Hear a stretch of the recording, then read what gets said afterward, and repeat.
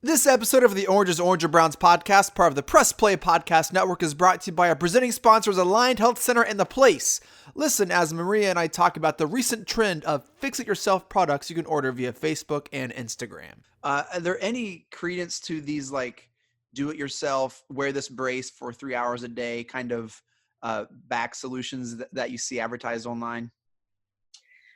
I mean, some of them, I guess, can help people in certain ways, but you really need to defer to a medical professional when it comes to something like trying to reshape your spine or, really creating a structural change within your body.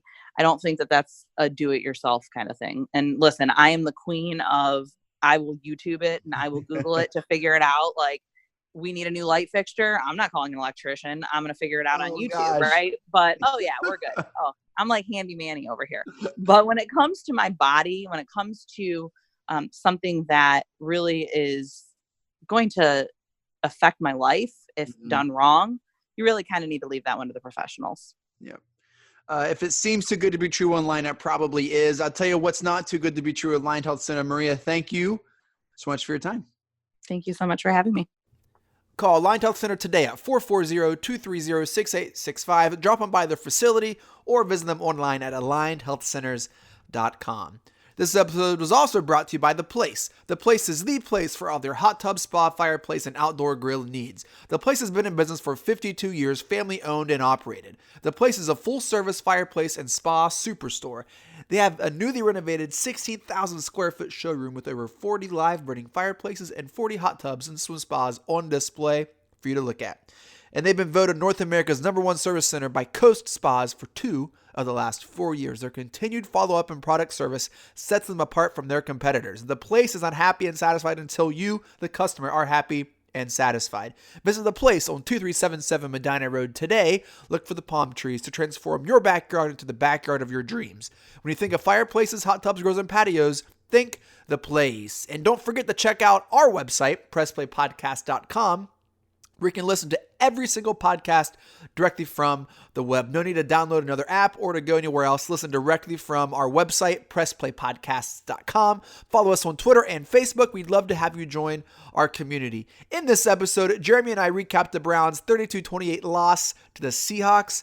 Jeremy gives us 5 hot minutes presented by Online Motor Credit. We realize that there are more silver linings than we think, and we pass out some game balls.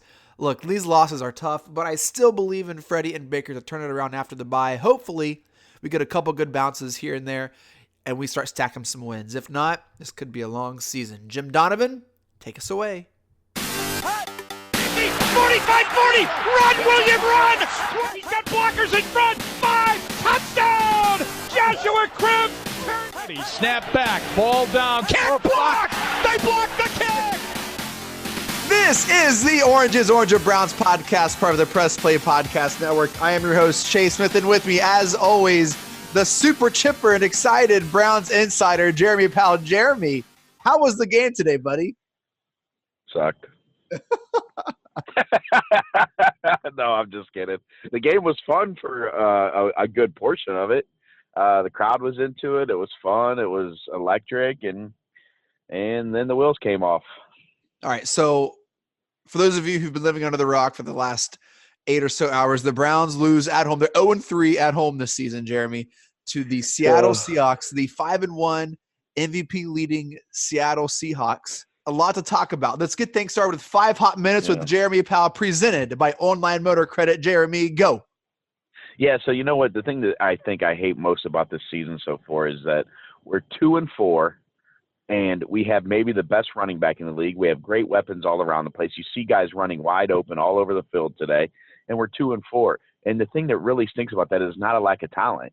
You know, in the past, it's always been a lack of talent. I mean, Nick Chubb is awesome. You see, he's probably the best pure running back in the league. You see Odell running around open. You see Jarvis Landry running around open. You see Ricky Seals-Jones running around open. But something is not right. When you get out to a 20-6 lead against one of the best teams in the league, you have to finish them off. You can't have penalty after turnover, after stupid mistake. That's not what winning teams do. And you know what this has done to me, Chase? It's made me so upset. Is I feel like my anticipation for the season is gone.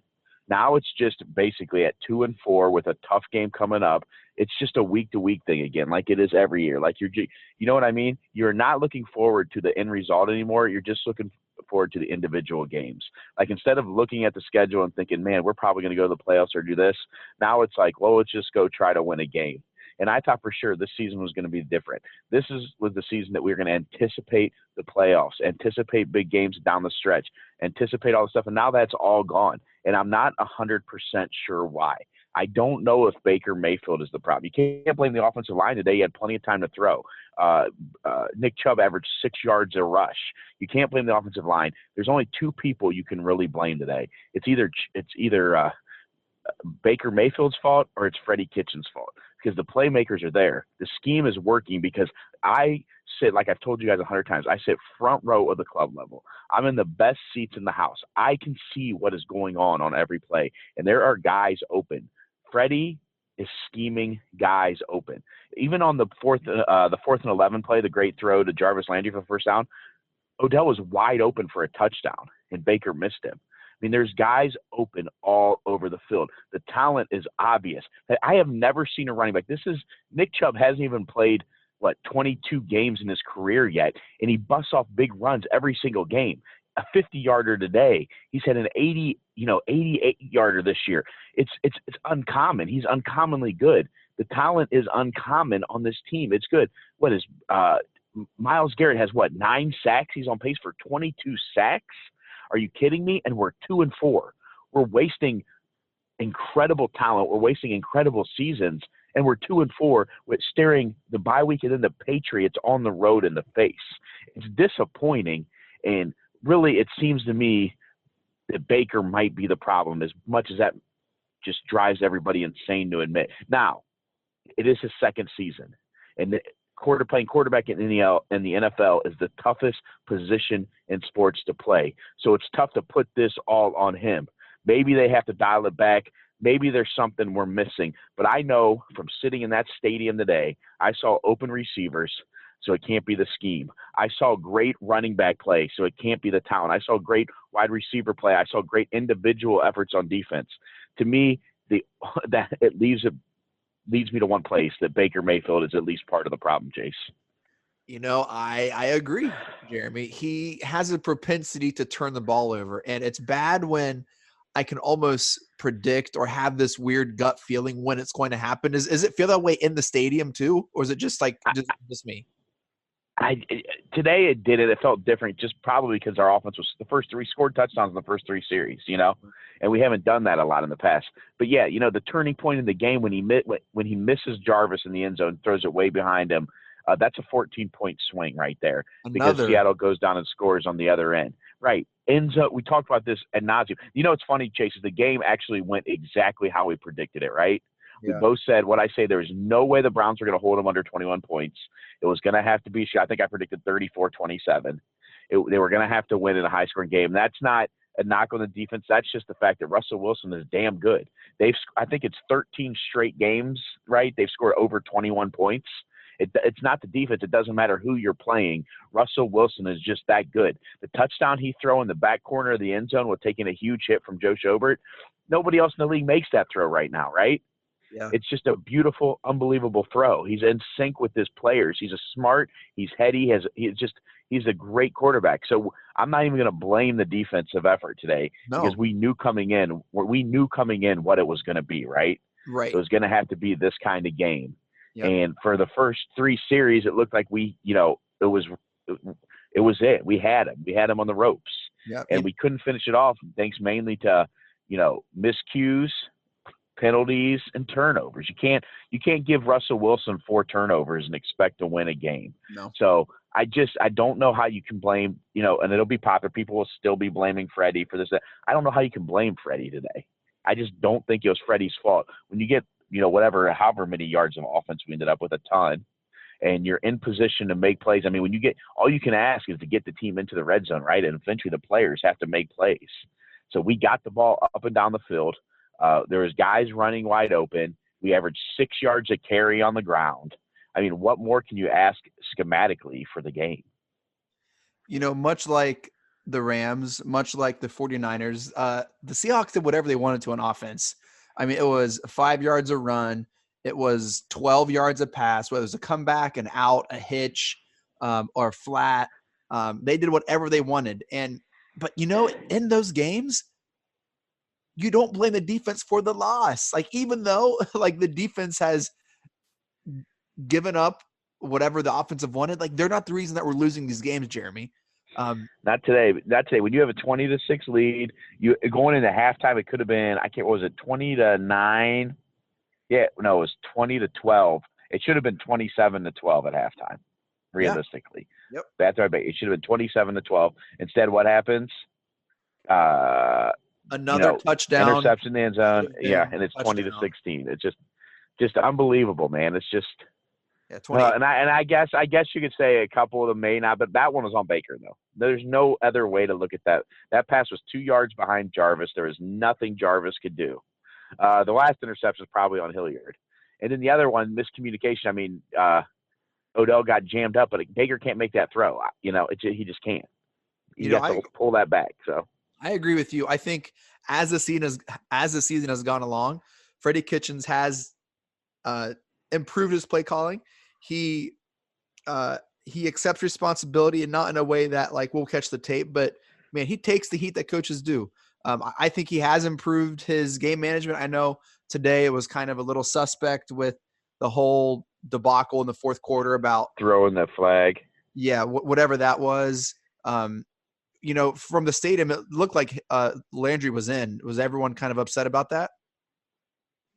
It was, there was a few things. I mean, the call there, yes, they were. People wanted him to challenge it in the stadium. People can say whatever they want after the fact. I mean, all the players are looking at him, telling him to throw the flag. Yep. It looked like it just, the problem was it wasn't 100% conclusive because there wasn't a great angle. And, the rules has to be 100% conclusive. But don't even get me started on some of the refereeing stuff. I mean, the blindside block call on Jarvis Landry might be the worst call I've ever seen in the history of the NFL. And I've seen some horrific calls. I mean, it wasn't even close to it. It was nothing. We talk about my dad a lot on the show. My dad's a ref. He said there's 4 things you're supposed to look to, 4 points on a blindside block play. And he said that met 0 of the criteria. Yeah, it was initiated how do they by make the that defender. Call? Right. And it wasn't, it was in no way, in any way, but, and that was a 2nd and 15 where we got 14 yards. Yeah. We'd have a 3rd and 1 coming up. That was a turning point in the game. That was a big play in the game. And it was just an absolutely horrendous call. There are another inept looking. Like that. I think the problems that. Yeah. Go ahead. I'm sorry. The Hilliard penalty that took out OBJ's, I think, first down catch. I think that was huge. But still, despite all of that, Jeremy, despite the 4 turnovers, despite the block punt, despite all that, he still could have won the game. Still should have won the game. But the thing is, that's the thing is, though, teams that are well-coached, disciplined teams don't have to overcome 4 turnovers and 10 penalties. 4 turnovers and 10 penalties. I guess you could look at that as a quote-unquote silver lining, the fact that we almost beat one of the best teams in the league with 4 turnovers, a -3 turnover ratio, and 10 penalties. But we shouldn't have to do that every game. I mean, what happened? Like we talked about, Baker Mayfield last year, 20 touchdowns and 0 interceptions inside the red zone. What happened? What is the difference? What is going on? Chase, it's just agonizing. There's a stat floating around that 7 of his league-leading interceptions have been tipped by receivers and caught right into the arms of the defense. Right. And you know what, though? You can't say none of those are Baker's fault because that one in the red zone today was tipped, but that's because the pass was 2 yards behind and Jarvis was trying to reach back to make a play. I mean, that was not in any way Jarvis's fault in the one in the end zone. It was way behind Jarvis. Callaway's last week was his fault. Was Callaway's fault. This one today was on Baker, no matter how you look at it. There were just so many bad calls in this game. Hearing the stadium just kind of moan. I thought I saw people throwing some things. It was getting pretty ruckus. I didn't see any of that, but it didn't see that, but it was. I didn't see that, but I'll tell you what. I was thinking that after that call because it did get loud and angry after the blindside block call on Jarvis Landry. And then when they didn't overturn, people in the stadium thought, I mean, it was a touchdown, Jarvis, although that play didn't end up hurting us because, remember, they go 3 and out, then shank the punt to the 20, and we score 2 plays later. Yes. So the non-call to Jarvis Landry didn't actually end up hurting us. Well, what sucked was not having the challenge for the Metcalf drop. What one was that again now? That was in the fourth quarter. We were down by 4. If we would have stopped the Seahawks, this was after the Hilliard interception. So, okay. Yeah. Okay. Yeah. No. So the Hilliard interception, the Seahawks went to our end zone, did like a team picture. Like there were a couple things that were thrown at them because that was right in front of the dog pound. Okay. Yeah. Yeah. But no, the sucky thing about that Jarvis challenge was it took away the challenge, and Metcalf's was a drop, and that would have kicked them a field goal. I think we still had one challenge left at that point, though. You still get 2 challenges right? Because we only challenged 1 call today. Then why didn't he challenge that? Was there under 2 minutes to go in the game at that point? What was the time? No. We'll have to check the time on that. I don't think so because we had 2 timeouts in the 2-minute warning. Yeah, you're right. So he should have challenged that. Yeah. I felt like and it was clearly. I mean, in the stadium, I couldn't tell. Did they show on TV? Was that clearly a drop? Yeah, it was clearly a drop. The people in the booth, they had a terrible game announcing on Fox. I mean, they were terrible. They were calling players the wrong names. They were terrible. But I went home and watched the game again. I know what you're talking about too. You're talking specifically about when they called Callaway. They called Callaway Landry and then did a whole thing about what a good hookup they had. Yeah, I saw that one. I think Moose Johnson, Daryl Johnson's pretty good. But yeah, that was a mess. But he could not even believe. I went back. I looked just to see what their reaction was on the Jarvis Landry block. He couldn't even believe it. He could not believe the call. Ran it in. He was like, "Well, that's what you do when you have 2 scrambling quarterbacks going at each other on Fox NFL." Like, it was like, oh my God. If you watched any Browns, Baker's the opposite. Yeah, he's maybe ran the ball 3 times. You can't get Baker to run. You cannot get Baker to run. Today's the most he's ran it all year combined. Yeah, totally. Today, so and it was so embarrassed. I was embarrassed. I tweeted out after the first quarter. I don't know if you saw it. The Seattle secondary is awful. Yeah, they're awful. And I don't even know what they were trying to do at times. I don't know why we didn't take advantage more throwing just some quick hitters because the way they were playing Landry in the slot. They had Michael Kendricks halfway lined up, turned towards him halfway between the edge. I didn't even understand the concept, and I'm a football coach. I didn't understand the concept of what they were trying to do. They were giving Landry free releases, and we weren't taking advantage of it. Well, I don't know what was going on there, but it was just there was a lot of guys. There's a lot of guys open on the field today. I think that they were trying with some of the screens that just can't develop for some reason. A lot of the first half, quick slants to OBJ that seemed to be jammed or misfired. Some of them hit, and some of them would get for 30. And so I think they tried, and that's why. But no, I'm just saying in the slot though, not on the outside. Oh yeah, if you looked at the way they were playing Landry in the slot, they were giving him free releases, and he was wide open. There was another one. I don't know if you remember. There was a attempted screen pass to Nick Chubb that was batted down that probably would have went for a 60-yard touchdown. There was nobody. It was set up so well, and someone got. I didn't see who. Maybe Ziggy Ansah. Maybe someone got a hand on it, and there was nobody anywhere. It was frustrating to watch, like I said, from where I'm at, to just see so many guys open and so many plays that were just missing. We still scored 28 points. We scored 28 points, but we easily could have scored 45 points today and have been a repeat of the Ravens game. I was listening to D-Man. This is what D-Man said. He goes, if you would have told me that OBJ was over 100 yards, Chubb was over 100 yards, Garrett had 2 sacks, and we had 28 points, I would have taken that at home against the Seahawks.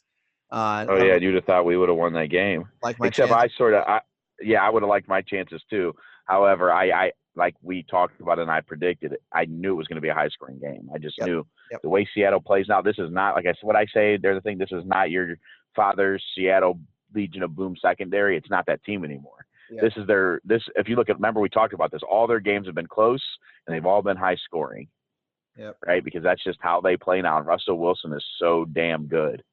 I mean, he is so good. He's like a maestro. Some of these throws, like I said, like I referenced in the 5 minutes there, that throw, I can't even remember who caught it. When he got drilled by Schobert as he let it go, you could not throw that any better. And he knew he was going to take a hit because it was in his face, How he makes that throw, I have no idea. I mean, he's just a phenomenal, phenomenal player. Yep. Well, that was 5 hot minutes with Jeremy No, Powell. 17 hot minutes. That was 17 hot minutes. Presented by our good friends at Online Motor Credit. Online Yes. Motor Credit is a family-owned and operated business, the area's first zero-interest in-house financing. They offer zero-interest in-house financing because they understand life happens. They understand, hey, you lose sometimes close games that you should win. Hey, they understand that. They want to help. They provide good cars to good people at great prices. That is their motto.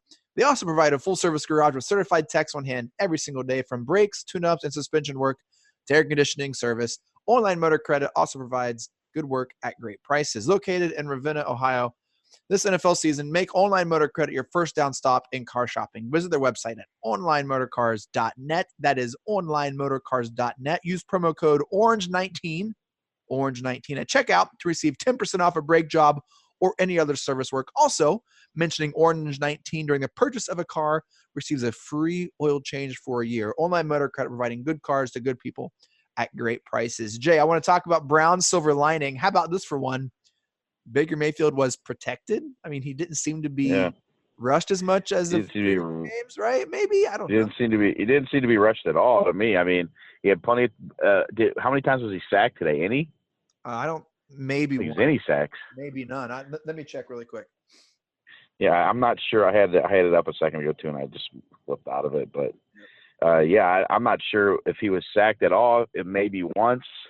Didn't feel like there was a lot of pressure. He's able to navigate inside the pocket. Yeah, no sacks. He had plenty of time to throw. It felt like, and he hit some plays. I mean, obviously they made some plays, but I think they left some plays in the field, and I'm sure that Baker would love. Now, one thing, I'm not going to completely trash Baker because he is a gamer. I mean, he's going to play. He got hurt his hip, I believe it was, and he's going to play hard all the time, and he's not going to make excuses. And he did make some plays, but it's just got to be better. It's got to be cleaner. They got to clean some things up. He's got to hit guys that are open. I mean, it's got to get cleaned up. But I think there's plenty of silver linings today, obviously. I mean, lots of guys played well today. It wasn't like the Monday night debacle. There's plenty of silver linings today. Yep. So riddle me this, Jeremy Powell, season ticket holder, best seat in the house. Why the F did Higgins not play? Well, I think they didn't want a repeat of the Callaway thing last week, as in he hasn't touched the field in a real game in a month, well over a month. So I would think that. I don't know that they necessarily missed Higgins today, but yeah, we know he's the security blanket, and maybe maybe him being out there would have made a difference. I don't know about that. I can't tell you that, but we'll see. I mean, now they have the bye week to try to figure things out going into New England. Maybe it was just a case of that. He hasn't got a lot of live rep action, and Freddie had said if he had it to do over again, he wouldn't put as much on Callaway's plate. I don't know if it would have made a difference or not, but I assume come New England in 2 weeks, we might actually have the entire roster out there minus Njoku, right? And Kirksey. You want to know why? I think everybody play. Why? I think he's getting traded. Higgins, I don't think he really has any trade value, to be honest with you. I don't think there's anybody that would give you anything for him. Listen, Higgins is one of those guys that in Cleveland, we love him, and he has value to the fans. But I don't think outside of Cleveland, anyone really thinks that highly of him. I mean, maybe you're right, but I don't see who would, he's really at best a third receiver anywhere. And you just generally don't trade for those guys. I mean, we'll see, Chase, but I think it's more of a thing where he's only popular in Cleveland. I hope not. I love Higgins. It's his hamstring, right? That's been his issue? No, he had a knee. His was a knee. The hamstring is Greedy and Denzel, which they will both be back in 2 weeks. That's for sure. And you know what? Maybe one thing that we have had to deal with, I know we've talked about this a lot, is that Terrence Mitchell and TJ Carey have played excellent football, good football, but they've been in the zone almost all the time. You can't play a lot of man with those two out there. So we'll see when Greedy and Denzel come back, if they're both healthy, if we start playing a little more man, which will free up more pass rushing options. Silver linings, Myles Garrett is tied for the league lead in sacks. 9 sacks. It's funny. He's on pace to have 23, 24 sacks. I mean, he's going to shatter the Browns record. You got a good look at the NFL record. No, but he's got it's so weird. I like Myles, and Myles is a freak, and I guess he's one of the guys I said that we're wasting good season stuff, but he does seem to disappear at times, man. It's weird. He'll make a big play, and then you won't hear from him forever. And I actually saw him a couple of times. I watched the game back, but I haven't watched it really closely. And when the tape goes up tomorrow on NFL.com, I'll look at it. But it feels like he got manhandled a lot in the running game by, we talked about this a little bit in the pregame show, and then I talked about it on Twitter about how they were missing 3 of their top 6 linemen were out, including, so we probably should have caused even a little more havoc. But, really, it did seem like we had a lot of pressure on Russ even when we didn't get to him, and he's so good, and he's been dealing with a bad offensive line for so long. He's like a pro at dealing with having a crappy offensive line. So we may have dominated up front in that aspect, and just Russ is just so good he got out of it. I don't know. But it feels like at time Miles gets manhandled in the running game. It does. So I feel like that could be the nature of a D lineman, especially an edge rusher. They can run the other way. I just feel like they're easily able to be just kind of like not a part of the game. Game planned out of it. Yeah. There's lots of things. And Freddie talks about this. And, the fact that, we cannot discount the fact that Miles has 9 sacks in 6 games. That's absolutely freaking phenomenal. Yeah. You can't downplay that. Yeah. But one thing that Freddie talks about in his press conference, sometimes you can find ways to neutralize a great pass rusher if you just have one.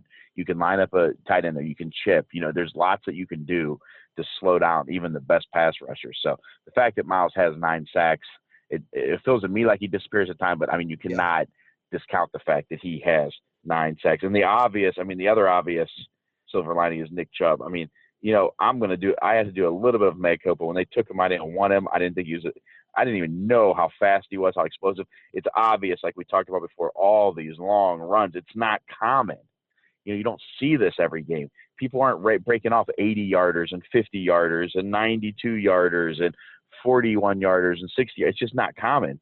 And it's commonplace for him. He's just like almost, it's like he's the perfect mix of speed. He's got the perfect size because he's just, he's not short, but shorter and stocky and strong and tough to bring down and fast all in one package. So, Nick Chubb, man, what a player. And it is sad to me almost that it feels like we're taking this incredible season for granted. I'm looking up his stats as we speak. I think coming into the game, he was 4th in the league in rushing, right? I think he had 485 yards. Am I right? Coming into the game. So now he's up to 600 yards rushing. Is that accurate? Yeah, that sounds right. 600 yards in 6 games, right around there, somewhere in that. Either way. Let's see. No, he is at 485. He's projected for 1,600 yards this season. He's going to be right around 1,600 yards. He's averaging 5.2 yards a rush. My goodness. Yeah. Nick Chubb is he's a weapon. He's a special weapon. He's probably going to go, if he keeps this up, we'll go over 2,000 yards from scrimmage.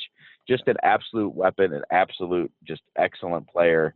You know what? No, that isn't coming today. He had 485 coming into today. So now he has 600 yards rushing in 6 games. Yeah. So, I think along with that, we are 1 week closer to never seeing Hilliard on offense again. So that's a silver lining.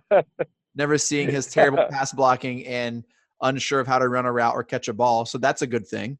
Yeah. So that's a silver lining. Yeah, Nick Chubb with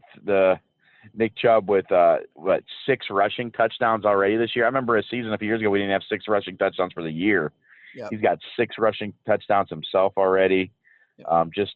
Like I said, what a weapon, what a player. And we talked about it ad nauseum in the past, but just a guy that just shuts his mouth and does his job. What a player. Silver lining, one of the best players in the league. I hope that we don't waste this season. I really hope that we find a way to win enough games to get close to the playoffs. And, Nick Chubb gets the credit he deserves at the end of the year. I want to talk about the playoff chase here in a moment, but more on Chubb.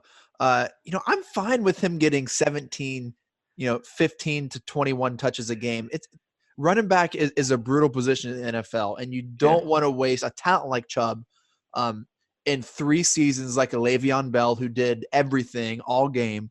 Like, I don't want to see that happen to him. I want to see Chubb in orange and brown for the next 10 years. I want to see him breaking those long runs.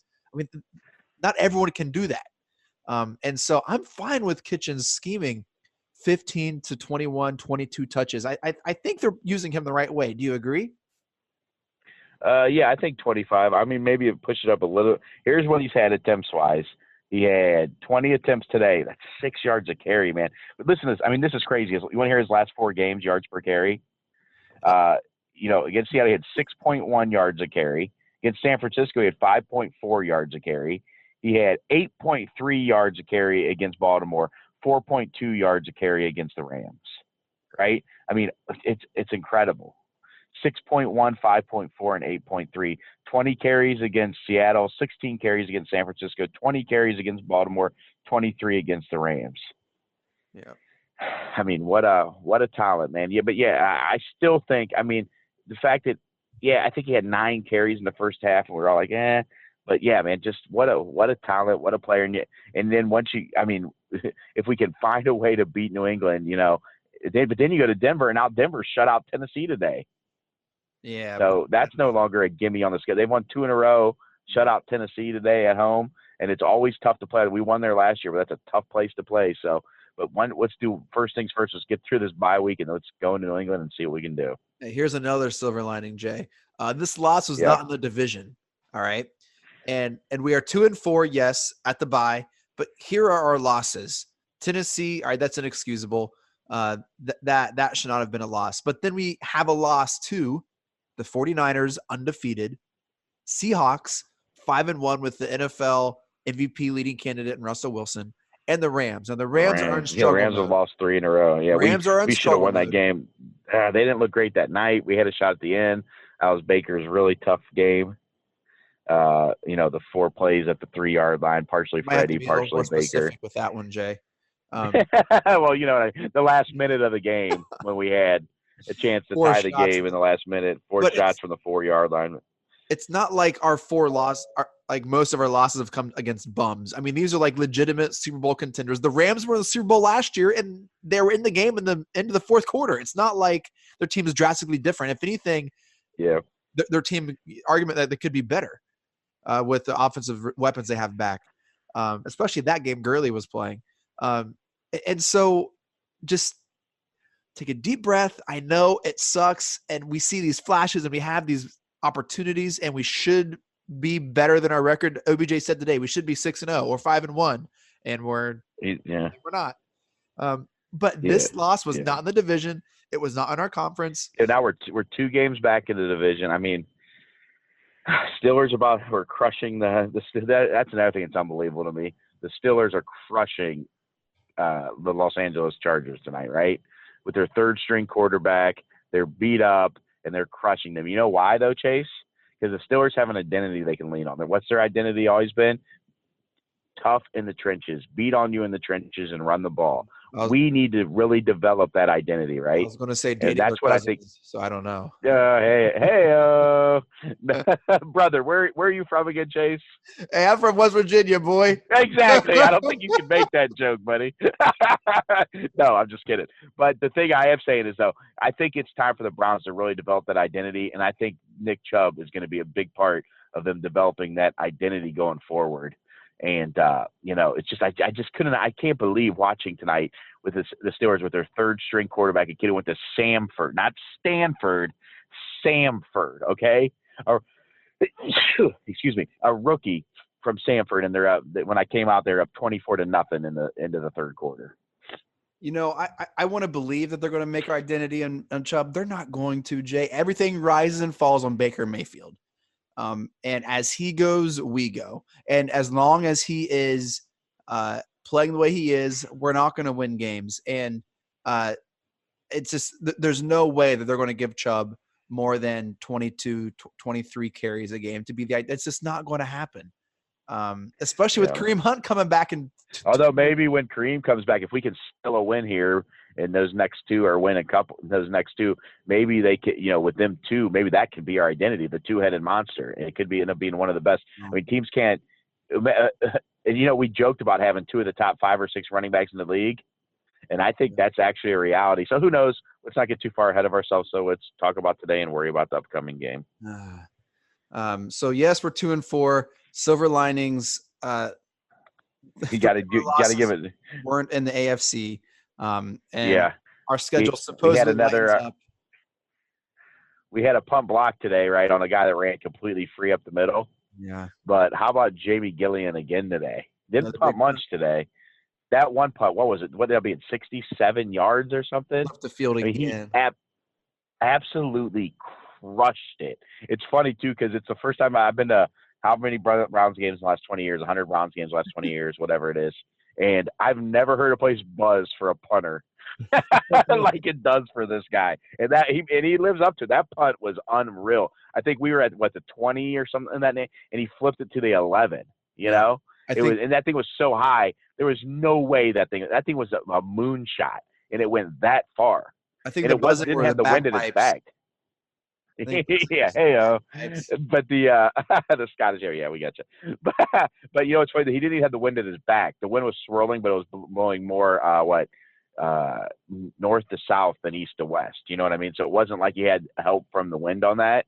He just crushed it. Unbelievable. All right, let's pass out some game balls. I'm guessing he's getting another one. No, no, because we did have a punt blocked. It wasn't his fault. But the guy. You know what's funny is what they do. One more thing before we get to game balls. They should put in a fake punt with him running it, because the dude's a good athlete and he's a freak. You know, get creative. Let's get a Jamie Gilly. Could you imagine if the Scottish Hammer runs a 30 or 40-yard run? Holy cow! It'll be legend status, right? He's already a legend. It'll be like just completely over the top, blown out legend status. Yeah, game balls. You got to give a game ball to Nick Chubb. I mean, there's no doubt about it. He was awesome again today. 2 more touchdowns, 120 yards on 20 carries. He did have the fumble. What's that, his first fumble and however many, a ridiculous amount of touches. I mean, that's going to happen. It's the NFL. But Nick Chubb, game ball again, just an unbelievable player. Give one to Myles Garrett, another 2-sack game. Had a third one that he negated because he lined up in the neutral zone. Yeah, that's right. I forgot about that. No doubt about it. One of our best players on defense. One of the best players on defense. Watching that on Chase, I didn't look when I watched the game back. Watching that on TV, did it look like he was lined up off sides? Because he was not happy about it. There were a couple times where he got off the line really, really fast that I'm surprised they didn't call him offsides for. Okay. So I wasn't surprised that he got flagged for something. Okay. That play, yeah, I wasn't guffawing at that call. There were closely. Okay. Yeah. Others. I'll take a look again just to see. Yeah. There were a couple times where I felt like we jumped, like one of our linemen went early, or like offensive line. Yeah. That's what I was telling the guy by me. It looked like Hubbard was leaving early, a lot. Our right tackle.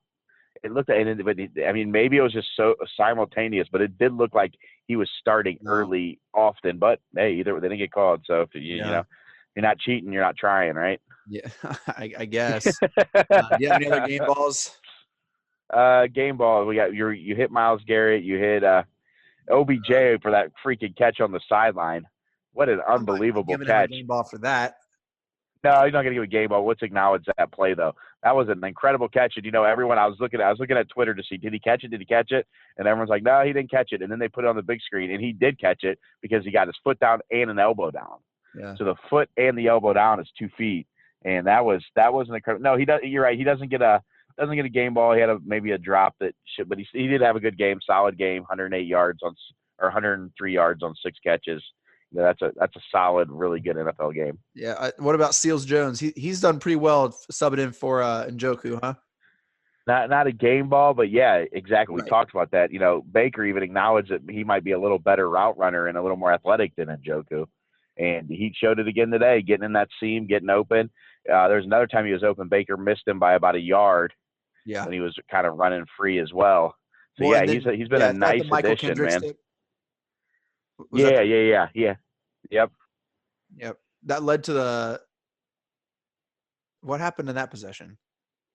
Was that the interception in the end zone?